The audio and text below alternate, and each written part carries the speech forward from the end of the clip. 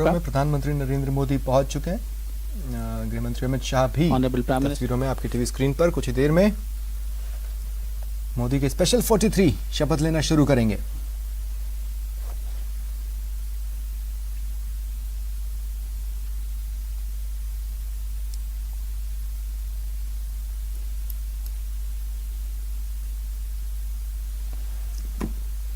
और इन लाइव तस्वीरों के साथ हमारे साथ गेस्ट लगातार बने हुए मनीष पारीक जी, बीजेपी नेता, और अवधेश अगोदिया जी, वरिष्ठ पत्रकार हैं। मनीष पारीक जी, मैं ये कह रहा था कि जैसे मान लीजिए डॉक्टर हर्षवर्धन है, उन्होंने अभूतपूर्व काम किया है और ऐतिहासिक अगर काम किया है, तो चूंकि अभी कोरोना पीरियड गया नहीं है, वो देश की खातिर संभालते रह सकते थे। मैं ऐसा एक सिंपल सी मैं बात कह रहा हूँ, क्योंकि ये असहज स्थिति आपके लिए सोशल मीडिया पर क्रिएट कर रहा है।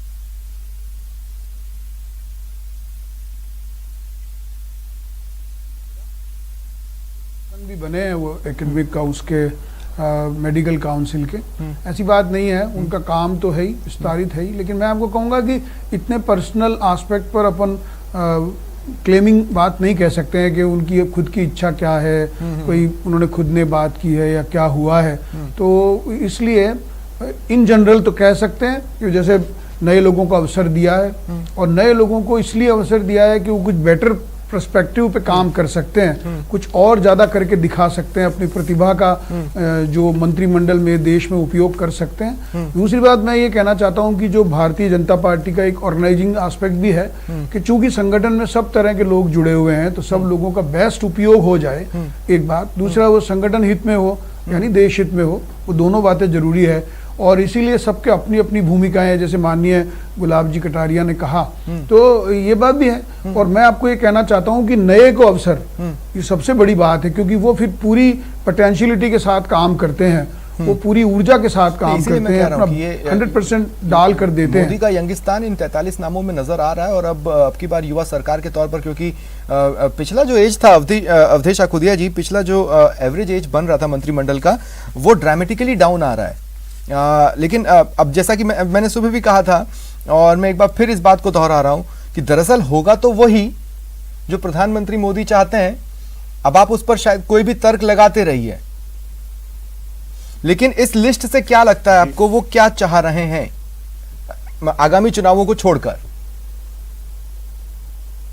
देखिए स्वप्निल जी, जैसा मैंने आपको पहले बताया था, ये जो पूरी मोदी 2.0 है, दूसरा कार्यकाल प्रधानमंत्री नरेंद्र मोदी का है, उसमें कोरोना के आने के बाद से एक तरह से गवर्नेंस कहीं दिखाई नहीं देती है, क्योंकि पूरा सिस्टम लगा हुआ है कोरोना से लड़ने में।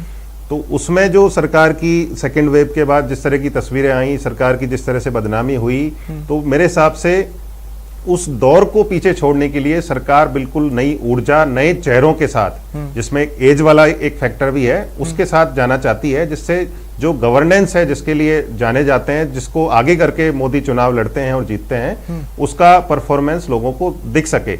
लेकिन मैं डॉक्टर हर्षवर्धन के बारे में एक बात कहना चाहता हूं, जो मनीष पारीक जी कह रहे थे कि भाई उनको लगता होगा कि संगठन में कोई काम उनसे लिया जाए। जिन्होंने भी इस्तीफा दिया है उनके बारे में यही कहा जा सकता है कि संगठन में उनको कोई दूसरी भूमिका दी जाएगी। लेकिन डॉक्टर हर्षवर्धन संगठन में ऑलरेडी काम कर चुके हैं, और वहां पे वो उतने सफल नहीं रहे।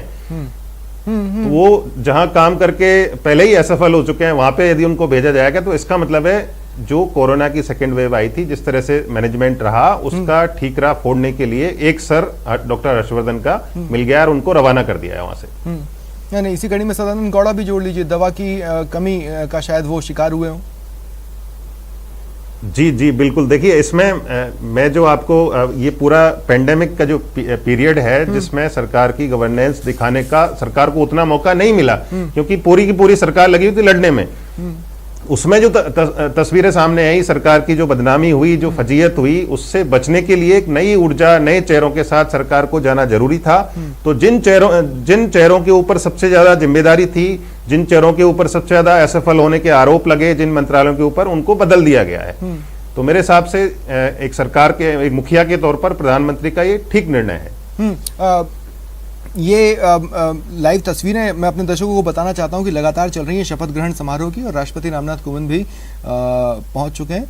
अब कुछ ही पलों की बात है जिसके बाद ये जो नए चेहरे हैं वो शपथ लेना शुरू कर देंगे। प्रोटोकॉल के तहत ये कार्यक्रम धीरे धीरे आगे बढ़ेगा, उसकी लाइव तस्वीरें आप अपने टीवी स्क्रीन पर देख ही रहे हैं।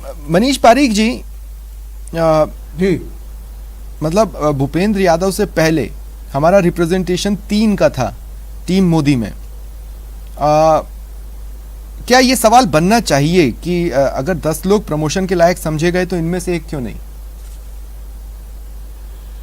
नहीं, मैं बात तो यही है कि 3 से 4 हुए हैं, ये तो परसेंटेज तो बड़ा ही है।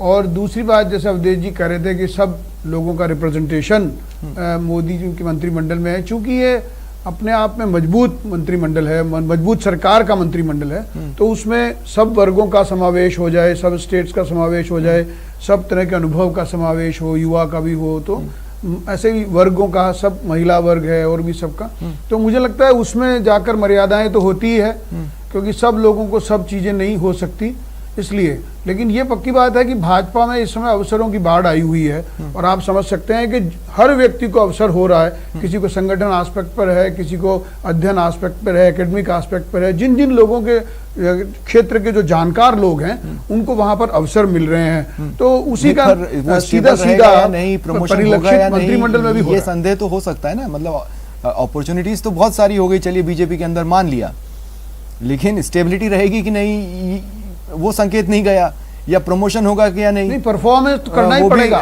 लेकिन ये मैंने आपको जैसे निवेदन किया, कुछ पलों के लिए दिखाना चाह रहा हूं। देखिए, शपथ ग्रहण समारोह शुरू हो चुका है। नारायण राणे शपथ ले रहे हैं।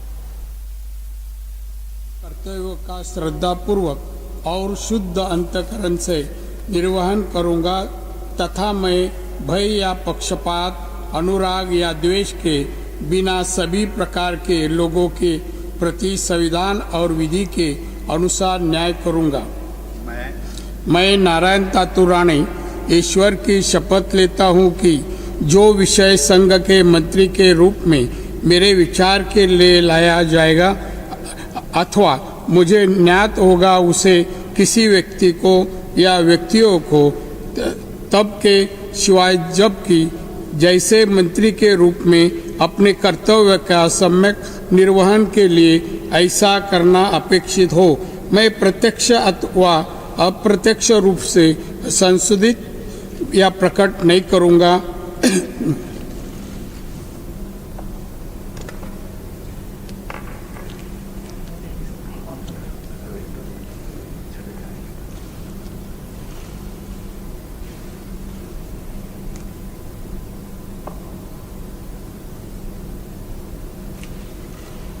शपथ ग्रहण समारोह की ये लाइव तस्वीरें आप अपने टीवी स्क्रीन पर देख पा रहे हैं।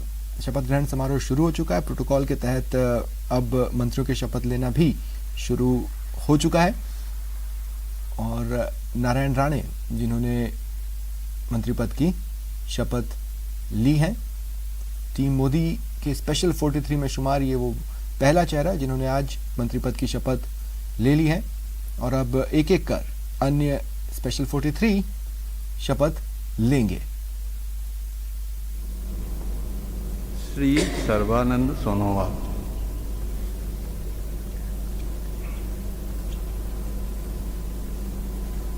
सर्बानंद सोनोवाल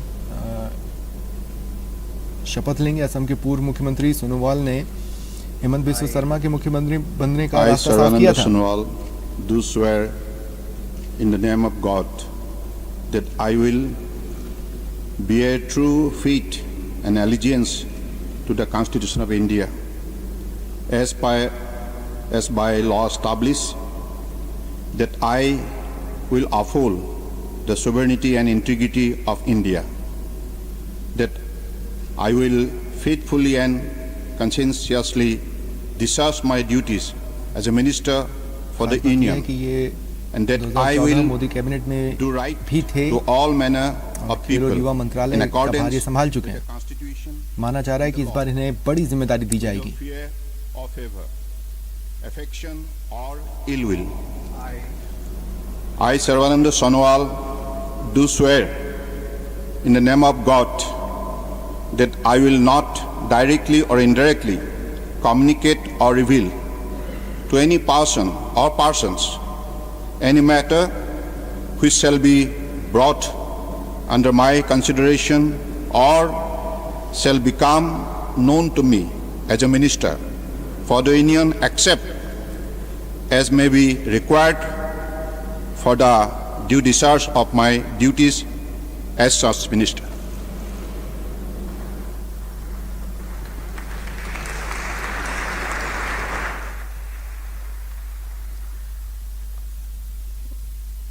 देखिए, उम्मीद यही है कि केंद्रीय कैबिनेट में इनकी मौजूदगी से असम में पार्टी की पैठ बढ़ेगी। तो आप इस चेहरे को इस तरह से ले सकते हैं कि पार्टी एक तीर से दो निशाने इस चेहरे के जरिए चला रही है। असम से सर्बानंद सोनोवाल मंत्री पद की शपथ ले चुके हैं और एक्सपीरियंस है इन्हें मंत्रालय संभालने का। खेल और युवा मंत्रालय का भार एक बार वो संभाल चुके हैं मोदी 1.0 में। अब मोदी 2.0 के पहले विस्तार में जिन्हें जगह मिली है वो शपथ लेते हुए मैं डॉक्टर वीरेंद्र कुमार ईश्वर की शपथ लेता हूं कि मैं विधि द्वारा स्थापित भारत के संविधान के प्रति सच्ची श्रद्धा और निष्ठा रखूंगा। मैं भारत की प्रभुता और अखंडता अक्षुण्ण रखूंगा। मैं संघ के मंत्री के रूप में अपने कर्तव्यों का श्रद्धापूर्वक और शुद्ध अंतःकरण से निर्वहन करूंगा तथा मैं भय या पक्षपात, अनुराग या देश के बिना सभी प्रकार के लोगों के प्रति संविधान और विधि के अनुसार न्याय करूंगा। मैं डॉक्टर वीरेंद्र कुमार ईश्वर की शपथ लेता हूं कि जो विषय संघ के मंत्री के रूप में वीरेंद्र कुमार विचार के लिए लाया देखिए, खास बात यह है कि सुबह से जिस नाम को लेकर चर्चा थी कि अर्जुन मेघवाल को प्रमोशन मिलेगा और जिस कारण के तहत प्रमोशन की बात थी उस कारण सम्यक निर्वहन के लिए को ये अपेक्षित हो पूरा कर सकते हैं। अप्रत्यक्ष रूप से थावरचंद गहलोत की जगह अब एक दलित चेहरे के रूप में ये मोदी कैबिनेट में वर्क करेंगे। आरएसएस के साथ ही एबीवीपी में भी ये विभिन्न पदों पर रह चुके हैं और आज मोदी के स्पेशल 43 में शामिल हुए हैं।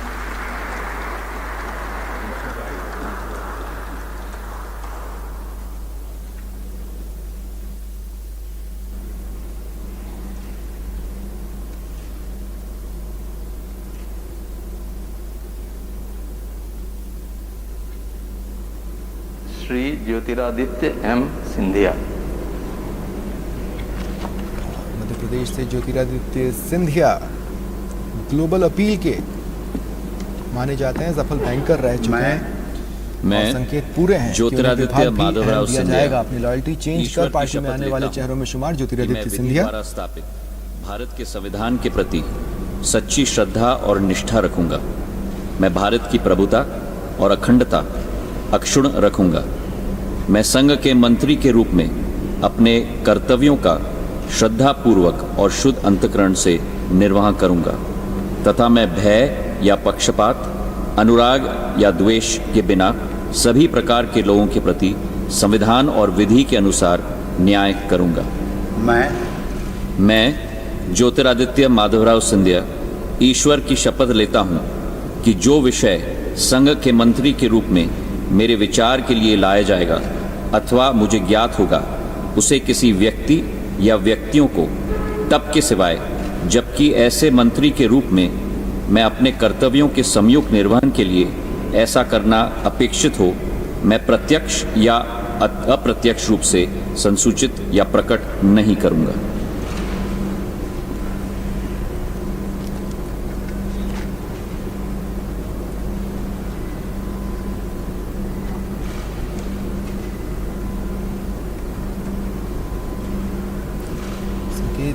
इस बात के मिल रहे हैं कि अहम विभाग, अहम जिम्मेदारी ज्योतिरादित्य सिंधिया को दी जाएगी। मंत्रिमंडल का ओवरऑल फेस अगर यूथ के रूप में रिफ्लेक्ट होगा तो उसकी एक अहम वजह ज्योतिरादित्य सिंधिया भी हैं।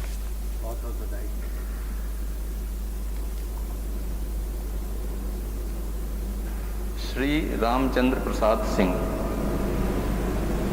बिहार से आरसीपी सिंह जदयू कोटे से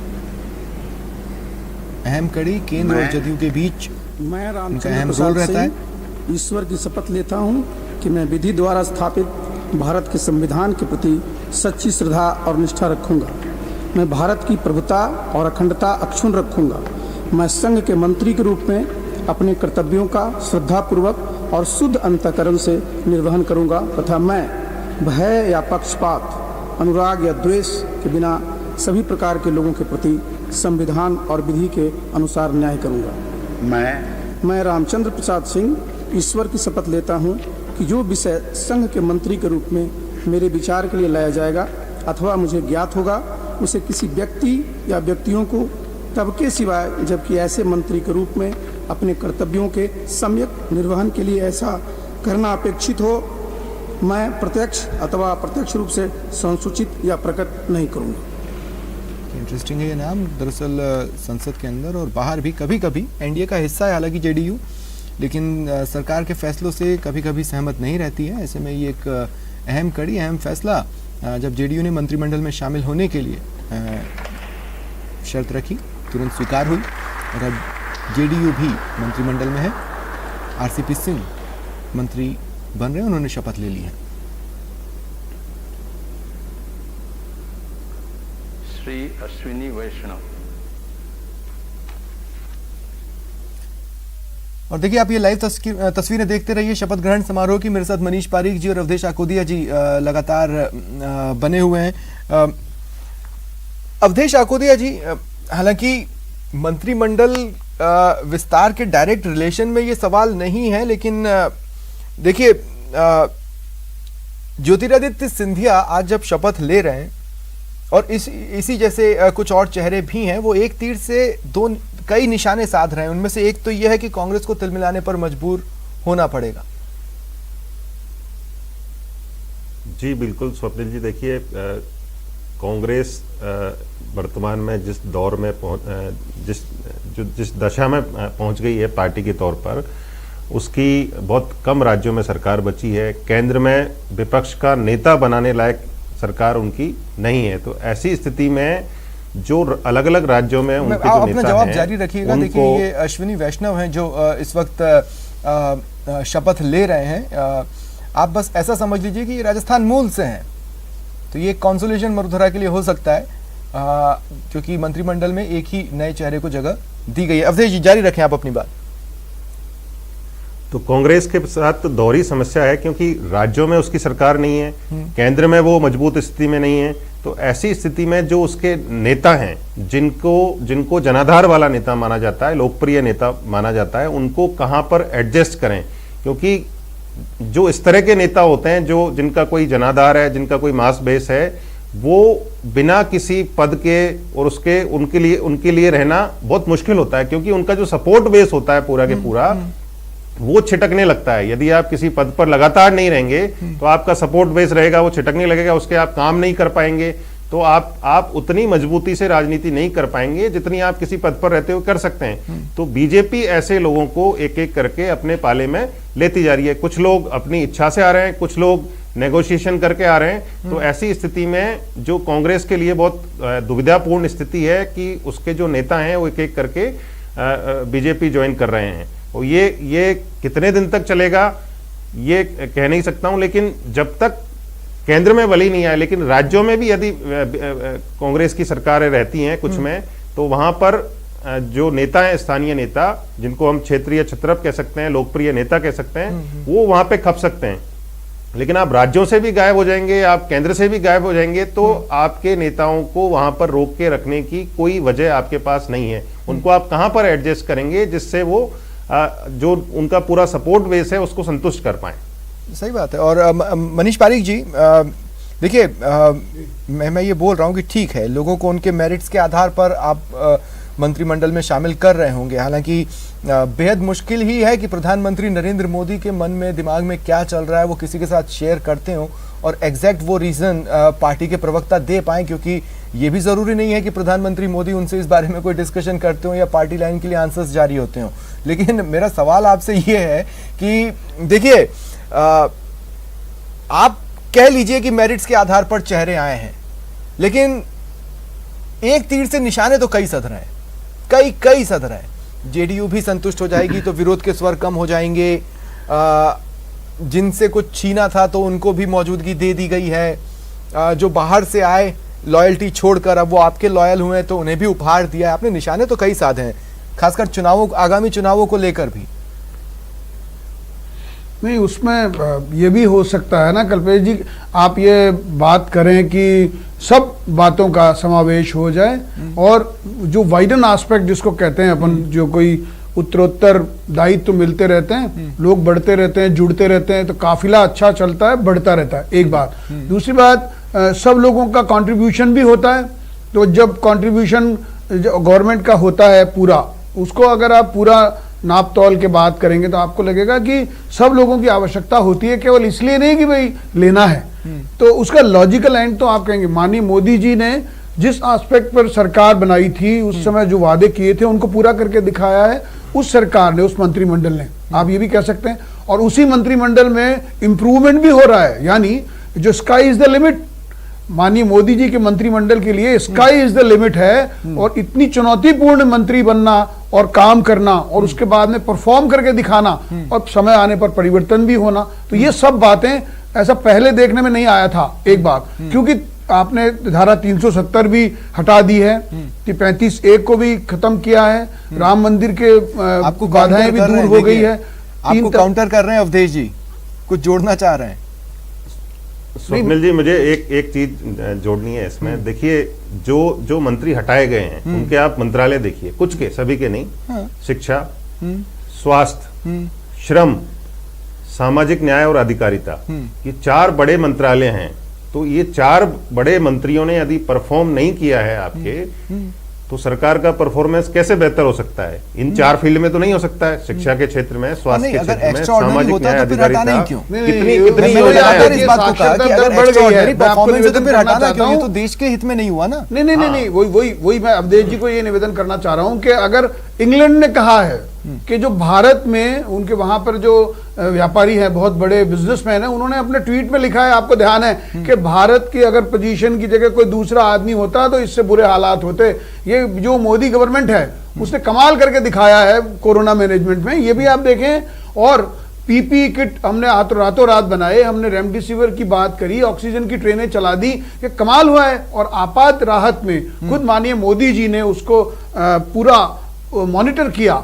और ऐसे प्रधानमंत्री जी जो 18 घंटे काम करते हैं, नहीं मैंने आपको कहा, नहीं वही मैंने कहा, इसलिए ये कहना ये तो नहीं हो सकता, परंतु मैंने आपको कहा स्काई इज द लिमिट। ऐसी दिशा में चुनौती बहुत बढ़ जाती है। मोदी जी का मंत्रिमंडल है, मैं ये निवेदन कर रहा हूं, तो मजबूरियों का मंत्रिमंडल तो है ही नहीं, ये तो संभावनाओं का मंत्रिमंडल है। और इसीलिए संभावनाएं आप देख सकते हैं कि संभावनाएं हम देख रहे हैं चेहरों के रूप में, जेडीयू की संभावना हम देख रहे हैं जो अब तक नहीं थी, बिल्कुल संभावनाएं हम देख रहे हैं। ज्योतिरादित्य सिंधिया को भी हम संभावनाओं के तौर पर देख रहे हैं। और सबसे अहम बात यह है कि बीएमसी के चुनावों से, मतलब आपकी नजर तो बीएमसी तक के चुनावों पर है, वो भी इसमें दिख रही है।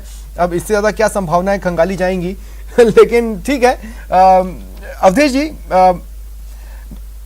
ओवरऑल कास्ट फैक्टर के लिहाज से भी देखें तो एक शिफ्ट पहले मंत्री जो मंडल था विस्तार से पहले तक, उससे एक शिफ्ट नजर आ रहा है। स्वप्निल जी, देखिए, अव्वल तो जो प्रधानमंत्री नरेंद्र मोदी हैं वो इस वाले मामले में, कास्ट वाले मामले में सोचते नहीं है। यदि सोचते भी हैं तो तब सोचते हैं जब चुनाव नजदीक आ जाते हैं। हाँ। उसको बैलेंस करने की कोशिश करते हैं, चुनाव आ जाते हैं तब। देखिए, यदि कास्ट का ही मामला सोचा होता तो आज भूपेंद्र यादव की जगह डॉक्टर किरोड़ीलाल मीणा शपथ ले रहे होते, या जसकौर मीणा, उनसे बहुत ज्यादा सीनियर हैं, या जसकौर मीणा होती। डॉक्टर किरोड़ीलाल मीणा बहुत सीनियर हैं, संगठन के लिए भी खूब काम किया है, हालांकि एक बार बीच में चले गए थे तो उनकी वापसी हुई। प्रधानमंत्री नरेंद्र मोदी से भी उनके अच्छे संबंध रहे हैं, तो उसके बावजूद भी भूपेंद्र यादव पे दाव लगाना ये साबित करता है कि इस तरह की चीजों में प्रधानमंत्री नरेंद्र मोदी कम सोचते हैं, या जब तक चुनाव पास नहीं आ जाते हैं तब तक नहीं सोचते हैं। तो इसको जो पहले यहाँ पर मंत्री थे, एक नाम उसमें और जोड़ लेते हैं, तो एक बैलेंस तो नहीं बनता है। और हालांकि हर प्रदेश में बैलेंस बनाना बहुत मुश्किल होता है। किसी भी जो सेंटर में सरकार होती है उसके लिए लिमिटेड मंत्री हैं, इतने सारे स्टेट हैं, हर स्टेट में फिर आपको क्षेत्र के हिसाब से भी संतुलन साधना है, जाति के हिसाब से भी साधना है और वरिष्ठता के हिसाब से भी साधना है, तो ये बहुत मुश्किल होता है। क्योंकि अभी चुनाव यहाँ पर दूर हैं, अभी 2.5 साल के करीब टाइम बाकी है, तो इस तरह की चीजों पर मेरे हिसाब से ध्यान नहीं दिया गया है और ज्यादा ध्यान दिया गया है कि जो परफॉर्मर है हो सकता है या जिसने बहुत ज्यादा काम किया है संगठन के लिए, तो भूपेंद्र यादव मेरे हिसाब से इसमें फिट बैठते हैं। उनको मंत्री बनाना किसी भी तरह से गलत नहीं है। उन्होंने जिस तरह का काम संगठन के लिए इतने वर्षों में किया है वो वाकई में काबिले तारीफ है और उनको ये डिजर्व करते थे इस जगह को।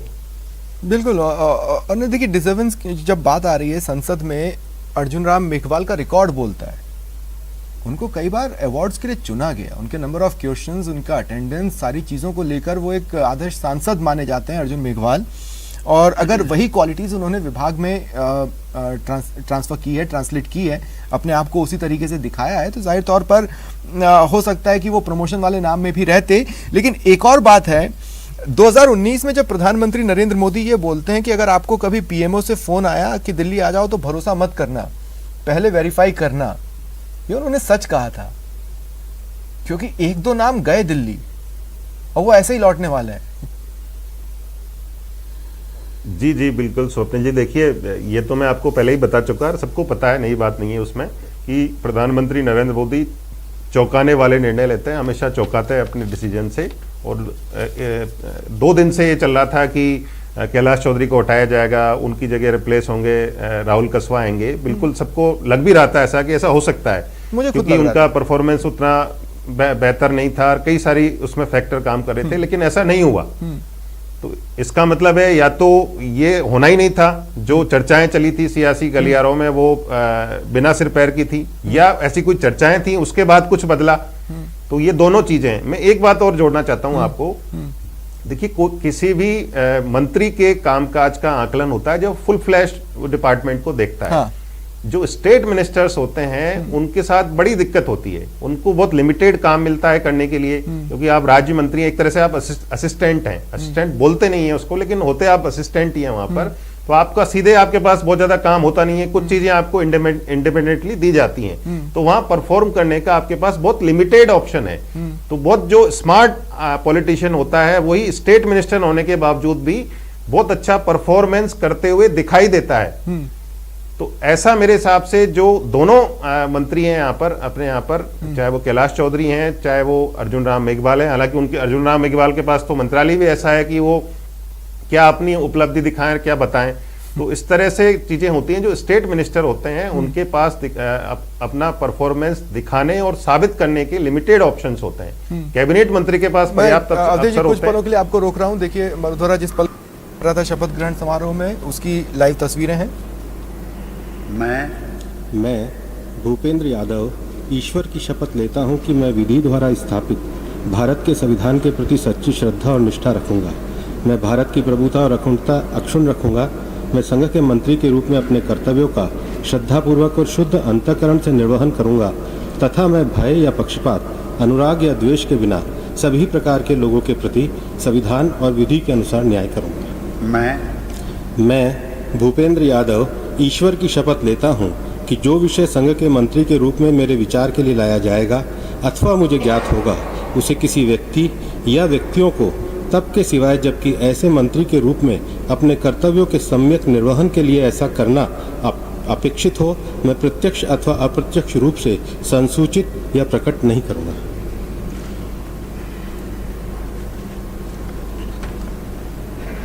लिस्ट आई है, उसमें राजस्थान का एकमात्र नाम भूपेंद्र यादव, जिनकी संगठनात्मक कुशलता को हर कोई एंडोर्स करता है और संगठन के स्तर पर उन्होंने काम भी बहुत किए हैं। और ये भी कहा जा सकता है कि संगठन के स्तर पर अगर काम की बात हो तो उनका काम बोलता है, और इस बात को खुद प्रधानमंत्री मोदी और अमित शाह भी स्वीकारते हैं। और ऐसे में इनका नाम बेहद ज़्यादा चौंकाता नहीं है। मनीष पारीक जी, प्रदेश संगठन की जिस तरह की स्थिति है उसको इन आउट जानते हैं भूपेंद्र यादव। यानी बहुत सी बातें जो यहाँ से वहाँ पहुँचती हैं उसका कोई फिल्टर वैसे भी था नहीं और अब और होगा भी नहीं। ईश्वर आप की समझ रहे हैं ना शपथ मेरी लेता हूं बात? कि मैं विधि द्वारा स्थापित भारत के संविधान के प्रति सच्ची श्रद्धा और निष्ठा रखूंगा। मैं भारत की प्रभुता और अखंडता अक्षुण्ण रखूंगा। मैं संघ के मंत्री के रूप में अपने कर्तव्यों का श्रद्धापूर्वक और शुद्ध अंतःकरण से निर्वहन करूंगा तथा मैं भय या पक्षपात, अनुराग या द्वेष के बिना सभी प्रकार के लोगों के प्रति संविधान और विधि के अनुसार न्याय करूंगा।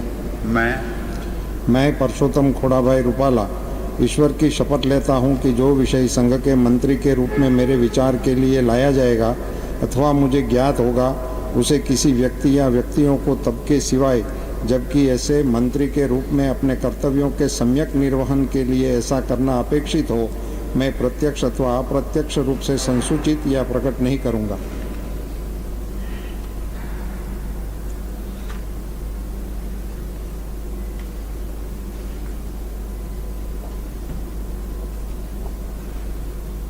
बैलेंस युवा और बुजुर्ग का जो कहा जाता है वो साफ तौर पर इसमें नज़र आ रहा है। और ख़ास बात ये भी है कि ओवरऑल एज भी जो मंत्रिमंडल की एवरेज के तौर पे निकलती है वो विस्तार से पहले तक की एज से कम हुई है। तो आप इसे मोदी का यंगिस्तान भी कह सकते हैं। अब की बार युवा सरकार जो नारा था श्री जी वो किशन थोड़ा थोड़ा इस रेड्डी। मंत्रिमंडल में नज़र आ रहा है।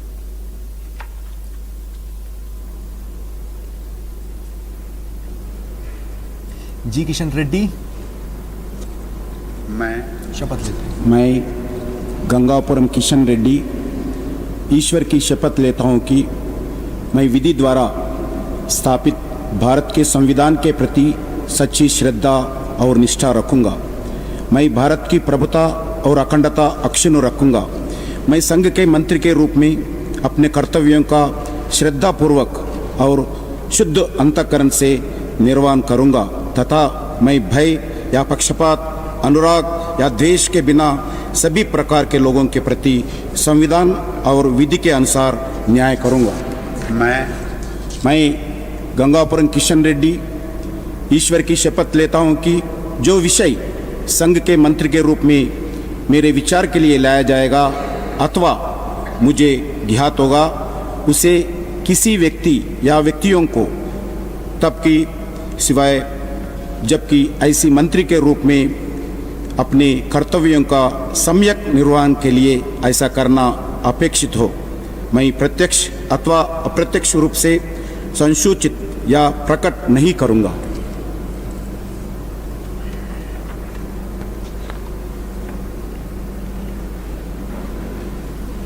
देखिए ये अब तक की सबसे युवा टीम मोदी है। इसकी एवरेज एज जो मैं लगातार कह रहा था 58 साल है। 24 नए चेहरे फाइनल हुए हैं जो कि शपथ ले रहे हैं। एक्सपीरियंस के लिहाज से बात करें तो इन नामों में 4 पूर्व मुख्यमंत्री हैं, 18 पूर्व राज्य मंत्री हैं, 39 पूर्व विधायक हैं और 23 ऐसे सांसद हैं जो 3 से ज्यादा बार लोकसभा क्षेत्र का प्रतिनिधित्व कर चुके हैं। 46 मंत्रियों को केंद्र सरकार के साथ काम करने का अनुभव है। ये हुआ एक्सपीरियंस के लिहाज से इस नए टीम मोदी का कैलकुलेशन। एजुकेशन के लिहाज से भी बात करें तो शानदार नजर आता है। 13 वकील, 6 डॉक्टर, 5 इंजीनियर, 7 पूर्व सिविल सर्वेंट, यानी 31 43 में से हाईली एजुकेटेड है। ईश्वर की शपथ लेता हूँ एक और युवा चेहरा कि मैं विधि द्वारा स्थापित भारत के संविधान के प्रति सच्ची श्रद्धा और निष्ठा रखूंगा। मैं भारत की प्रभुता और अखंडता अक्षुण्ण रखूंगा। मैं संघ के मंत्री के रूप में अपने कर्तव्यों का श्रद्धापूर्वक और शुद्ध अंतःकरण से निर्वहन करूंगा तथा मैं भय, पक्षपात, अनुराग या द्वेष के बिना सभी प्रकार के लोगों के प्रति संविधान और विधि के अनुसार न्याय करूंगा। मैं अनुराग सिंह ठाकुर ईश्वर की शपथ लेता हूं कि जो विषय संघ के मंत्री के रूप में मेरे विचार के लिए लाया जाएगा अथवा मुझे ज्ञात होगा उसे किसी व्यक्ति या व्यक्तियों को तब के सिवाय जबकि ऐसे मंत्री के रूप में अपने कर्तव्यों के सम्यक निर्वहन के लिए ऐसा करना अपेक्षित हो मैं प्रत्यक्ष अथवा अप्रत्यक्ष रूप से संसूचित या प्रकट नहीं करूंगा।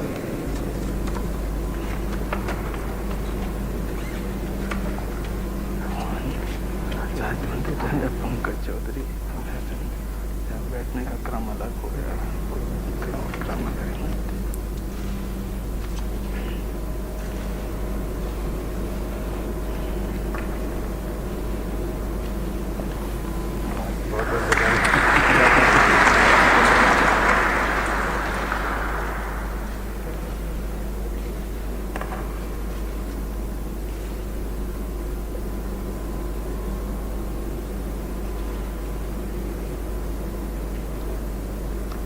राज्य मंत्री श्री पंकज चौधरी।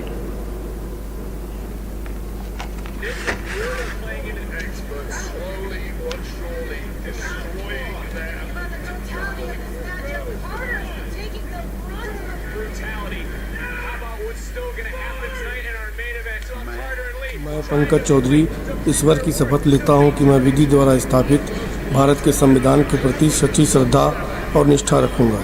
मैं भारत की प्रभुता और अखंडता अक्षुण्ण रखूंगा। मैं संघ के राज्य मंत्री के रूप में अपने कर्तव्यों का श्रद्धापूर्वक और शुद्ध अंतःकरण से निर्वहन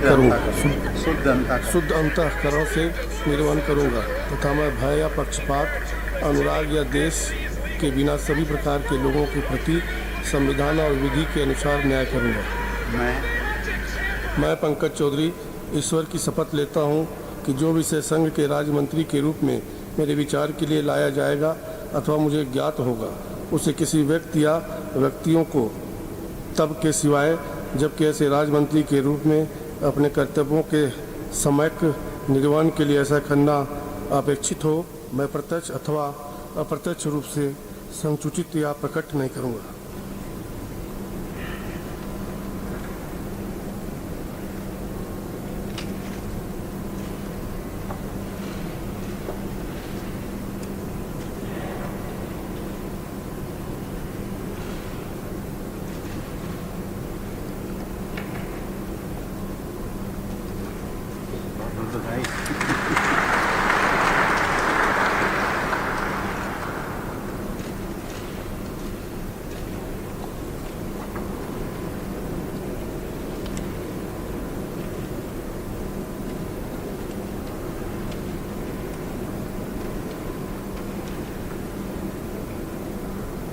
श्रीमती अनुप्रिया सिंह पटेल।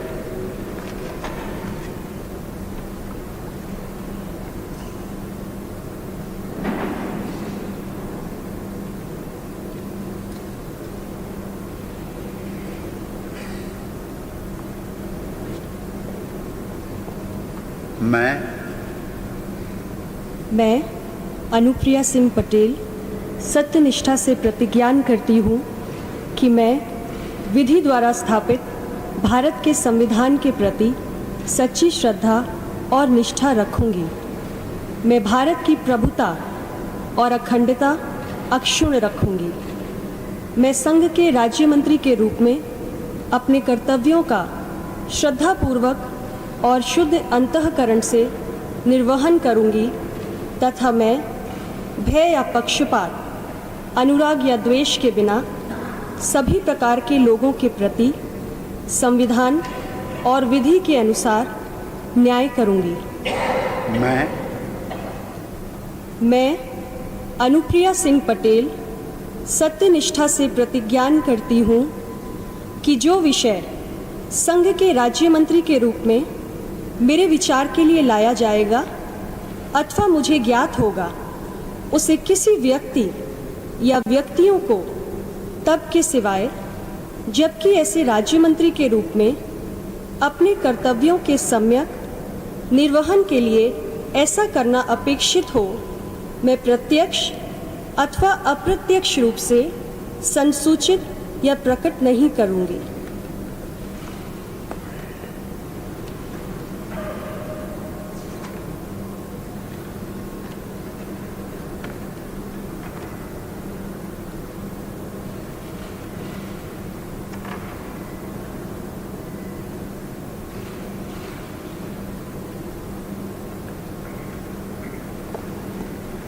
बहुत बहुत बधाई।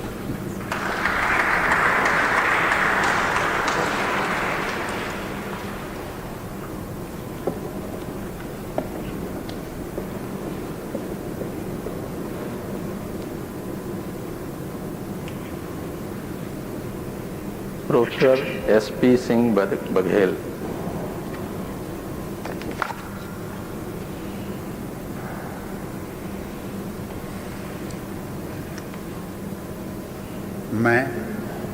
मैं प्रोफेसर SP सिंह बघेल ईश्वर की शपथ लेता हूं कि मैं विधि द्वारा स्थापित भारत के संविधान के प्रति सच्ची श्रद्धा और निष्ठा रखूंगा। मैं भारत की प्रभुता और अखंडता अक्षुण्ण रखूंगा। मैं संघ के राज्य मंत्री के रूप में अपने कर्तव्यों का श्रद्धापूर्वक और शुद्ध अंतःकरण से निर्वहन करूंगा तथा मैं भय या पक्षपात, अनुराग या द्वेष के बिना सभी प्रकार के लोगों के प्रति संविधान और विधि के अनुसार न्याय करूंगा। मैं प्रोफेसर SP सिंह बघेल ईश्वर की शपथ लेता हूं कि जो विषय संघ के राज्य मंत्री के रूप में मेरे विचार के लिए लाया जाएगा अथवा मुझे ज्ञात होगा, उसे किसी व्यक्ति या व्यक्तियों को तब के सिवाय जबकि ऐसे राज्य मंत्री के रूप में अपने कर्तव्यों के सम्यक निर्वहन के लिए ऐसा करना अपेक्षित हो, मैं प्रत्यक्ष अथवा अप्रत्यक्ष रूप से संसूचित या प्रकट नहीं करूंगा।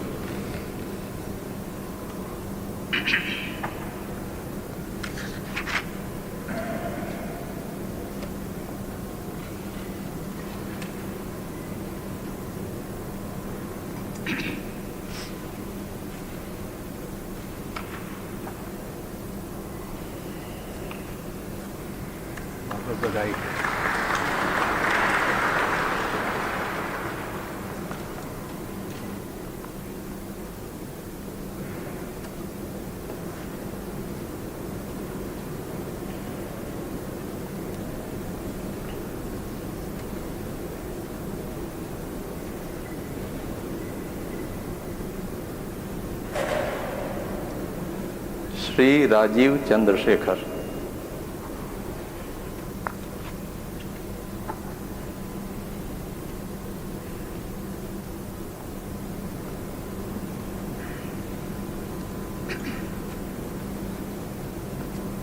I, Rajiv Chandrasekhar, do swear in the name of God that I will bear true faith and allegiance to the Constitution of India as by law established, that I will uphold the sovereignty and integrity of India, that I will faithfully and conscientiously discharge my duties as a Minister of State for the Union, and that I will do right to all manner of people in accordance with the Constitution and the law without fear or favour, affection or ill will.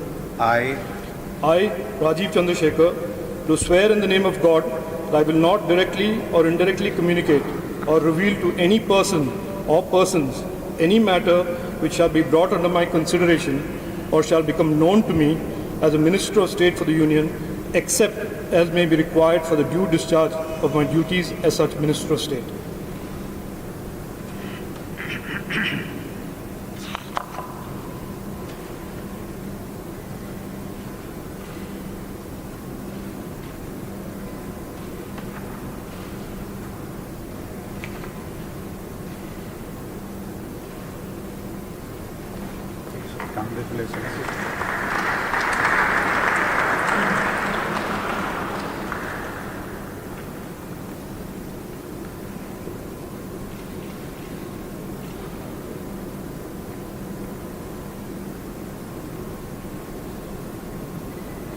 सुश्री शोभा करंडलाजे।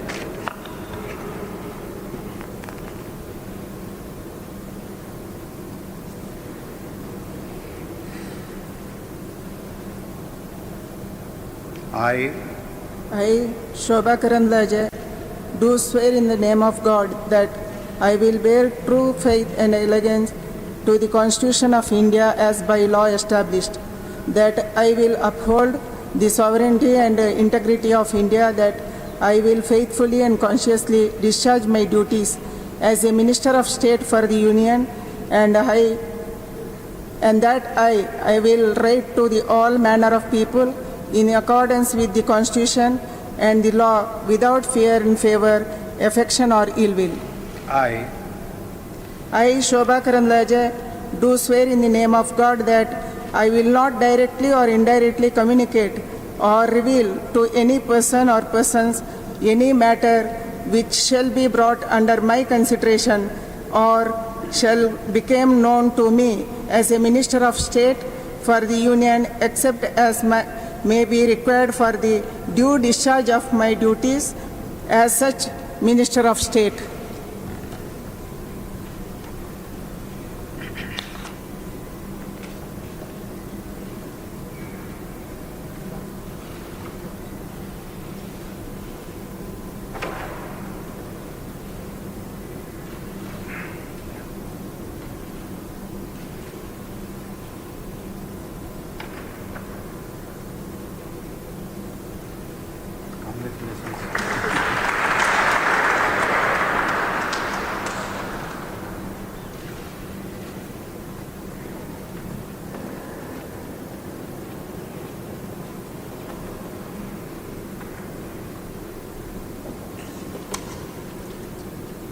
श्री भानु प्रताप सिंह वर्मा।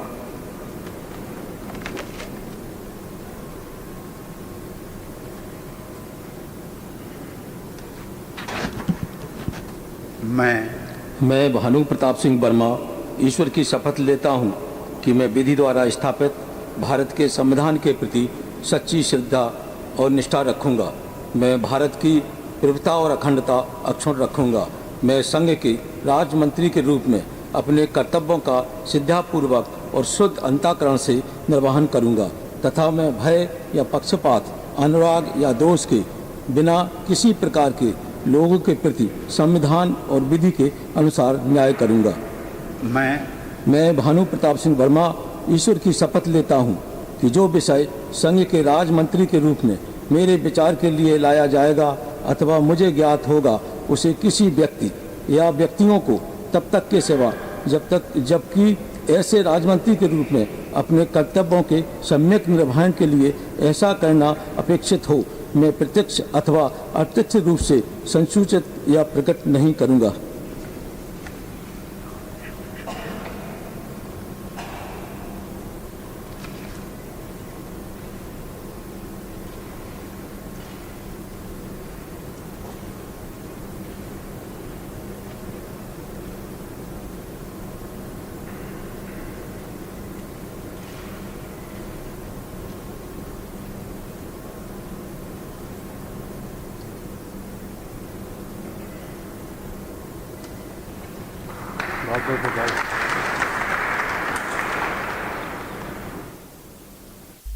और समय इशारा कर रहा है कि मुझे ये bulletin यहीं पर रोकना है। अवधेश जी और मनीष जी, आप दोनों का शुक्रिया। फिलहाल इतना ही। नमस्कार।